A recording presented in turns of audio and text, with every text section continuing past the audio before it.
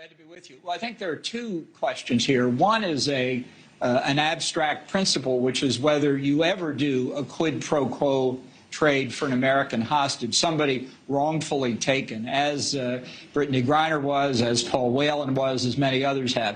And that's a principle of statecraft, whether you endanger other Americans whenever you make such a trade. And that's a point we should talk about. Well, let's talk about it, Ambassador, because we've done it before. So when do you do it? When don't you do it? It's been done before.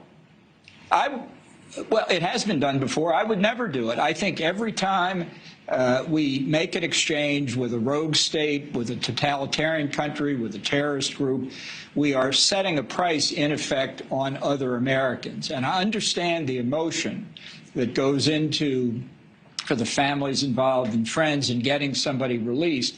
But you have to ask what the consequences are, first, for all other Americans still being held. Has their price of release gone up?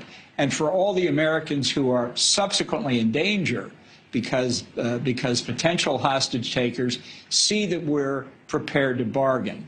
And I think that's very real and very dangerous. I think when an American is wrongfully held, the government of the United States ought to find every way it can to bring hell down on the people who take them hostage. But that does not include hostage exchanges, which simply trades one problem for another. Well, listen, the second part, I don't disagree with that. Let me ask you a question about the first part, John, and then we'll go on to the second part.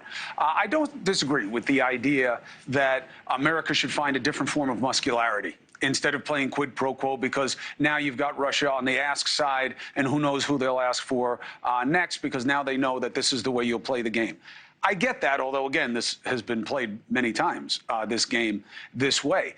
But I just want to get your take on, I get that people may not like the exchange to the extent they understand it, but are you at all surprised at how this situation has become a weaponized left-right issue? Didn't you expect Americans to be more excited about getting one of our own home?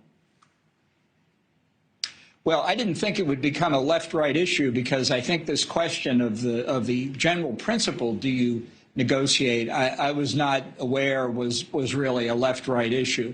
But I do think it's a critical point, and it's because of the emotion that's involved that the difficult decision for a president gets lost. I think the fact that we have done it before shows that that emotion gets even to presidents, and I just think that sets a very dangerous precedent.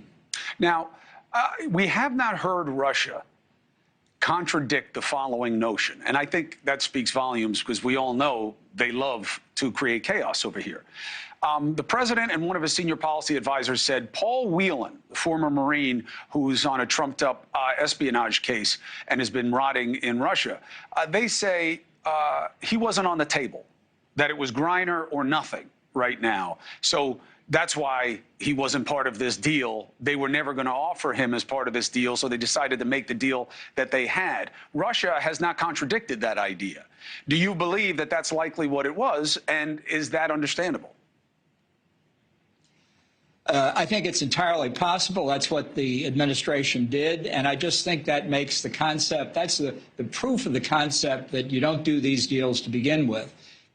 Even a two-on-one deal for Viktor Bout would not have been great, but a one-on-one, because we couldn't do any better, that the administration then admits, tells the hostage takers that this administration, at least, is subject to pressure. And that's more bad news. But what is your alternative? You say, well, you should have gone after him and everything. That sounds good. Yeah, go after him with everything else. What is that? What does that look like? Why wouldn't they have done that? They couldn't have been in a hurry to give up an arms dealer. They had to know it was going to look bad. Well, I think I'm not criticizing simply the Biden administration here. I think in many cases we just have not thought through what the implications are and what we could do. In some cases, it's hard. Some governments we have no leverage over, no political relations with, no economic relations with. Russia's a different case, even before the invasion of Ukraine. But I think you also now have to look at the issue of this particular exchange. And I think it was a terrible deal for the United States. Brittney Griner was put in prison long-term on no basis whatever, totally trumped-up charges. She should have been, whatever it was the Russians claim they found, they should have kicked her out of the country, and that would have been it. Viktor Bout is a serious criminal, and I'm not going to get into any more specifics than that, but we've known about it for a long time. Personally, I wouldn't trade Viktor Bout for anybody. Hey, thank you for watching. Please go to newsnationnow.com, newsnationnow.com, and you can find News Nation on your television provider. And don't forget to click the red subscribe button down below. Then you will get more of News Nation's fact-driven coverage.